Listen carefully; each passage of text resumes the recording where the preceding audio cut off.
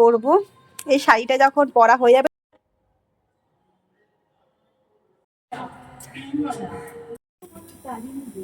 এখন দাঁড়িয়ে আছি, আমার সাথে একজন যাবে। হ্যালো বন্ধুরা, আমি আবার একটা নতুন ব্লগ নিয়ে চলে এসেছি। আশা করি তোমরা ভীষণ ভালো আছো, তোমাদের ভালোবাসে খুব খুব খুব ভালো আছি। তাহলে এখান থেকে ব্লগটা শুরু করলাম। আজ হলো শ্রাবণ মাসের প্রথম সোমবার, আর প্লাস আমার মেয়ের পরীক্ষা। কীভাবে সব কিছু ব্যালেন্স করে পুজো দিলাম আর কাজ সারলাম সেটা তোমরা সম্পূর্ণ এই ব্লগে জানতে পারবে। সব কিছু নিতে পারে না, এই যা যতটা পেরেছি হাতটা ধোয়ার চেষ্টা করেছি, এই উঠেছে। আরেকটা তোমাদের শেয়ার করছি, এই দেখো পুরো ঘরে দেখো পায়ের ছাপ হয়ে গেছে, আলতা শুকিয়ে গেছে। তাও ওই যে হাত ধুতে গেলাম, এদিকে দেখো রান্নাঘরেও আছে অনেক, এই দেখো ঘুরতে, দেখো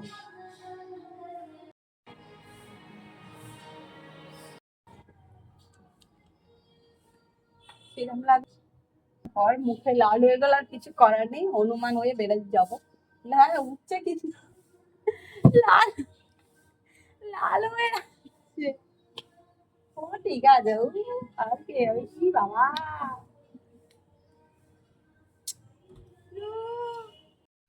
এই শাড়িটা পরবো, এই শাড়িটা যখন পরা হয়ে যাবে তোমাদের বলবো এই শাড়িটা আমি কেন পরছি আজকে শ্রাবণ মাসে প্রথম সোমবারে।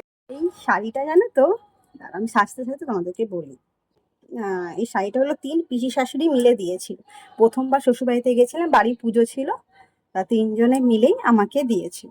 তাই ভাবলাম শ্রাবণ মাস প্রথম সোমবার, শ্বশুরবাড়ি এটা প্রথম শাড়ি, তাই জন্য এটা পরেছি।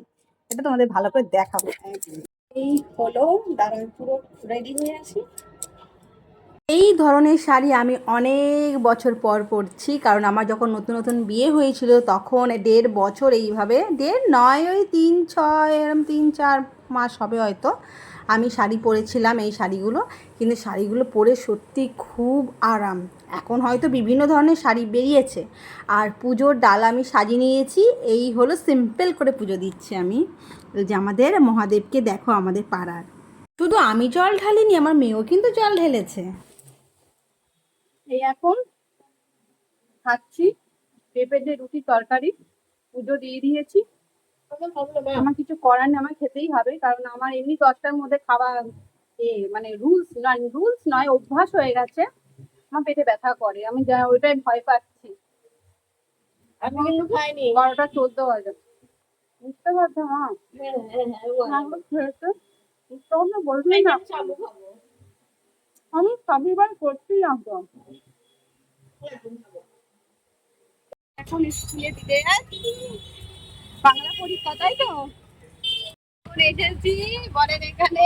এটা আমার বলে বাবা, তখন কিন্তু পূজা আর্চা করতাম না, কিন্তু বলে না ভাগ্যে তোমার দিলে ঠিক হবে, ওই জন্য এই ভোলে বাবার সাথে ঝগড়া হয়, এদিকে আসে, কিন্তু এমনি ভালো মানুষ, খুব ভালো, বলতে নেই অ্যাটিটিউড দেখাবে। এখন অ্যাটিটিউড দেখার জন্য আমাদের দিকে তাকাচ্ছে না, বুঝেছো, ভাও খাচ্ছে ভাও। এখন দাঁড়িয়ে আছি, আমার সাথে একজন যাবে।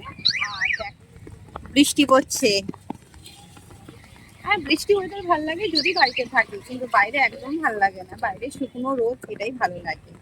এখন দাঁড়িয়ে আছে, আর খিদেও পেয়েছে, ঘুমও পেয়েছে, মেয়ের সাথে খাবো বলে, তাই জন্য খাইনি। তাহলে মেয়ে একটু অভিমান হবে, রাগ করবে না, অভিমান হবে। এই এখন বসে আছি, এখন 7টা বাজতে যাচ্ছে। আর এই দেখো, এটাই হলো সঙ্গী আজকে শ্রাবণ মাসে প্রথম সোমবারই।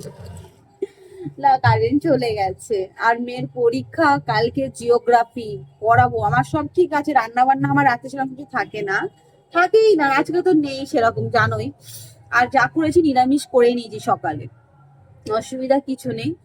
আর পড়াবো কি করে সেটাই আমি চিন্তা করছি। দোকানে গেছিল, তো দোকান বন্ধ আছে, দোকান খুলতে 7টা বেজে যাবে। তো মেয়ে যাবে আনবে, দোকান খোলা থাকলে ভালো, না বন্ধ বন্ধ থাকলে ব্যাস গেল। আর দোকানে নেই, ছিল না মোমবাতি, তো ওই জন্য এখন বসে আছি। আর এই এই মোমবাতি গুলো কি বলতো, ছোট সাইজ তো, এগুলোতে না ঘর আলো হয় না, অসুবিধা হয় না। মেয়েকে পড়াবো, ওটা পড়বে না, এ কি করে পড়বে বলো? আমি না পড়িয়ে দিতে পারবো, ও তো পড়তে পারবে না, তাই না? বসে আছে, কি করবো, কোনো সমাধান পাচ্ছি না, দেখা যাক কি হয়। 7টার পরেই তখন পাঠাতে হবে আর কি। এতক্ষণ পড়া হয়ে যেত গো অনেকটা। শ্রাবণ মাসে কিন্তু পুজো খুব ভালোভাবে দিয়েছি, মেয়েকে টাইমে পরীক্ষার সময় পৌঁছেও দিতে পেরেছি, প্লাস কারণও চলে গেছে, পরের দিনে পড়ার জন্য লেটও হয়ে গেছে। সব এইভাবে প্রথম সোমবারটা কাটলো, কিন্তু দিনের শেষে ভালোই কেটেছে। Tata, bye bye.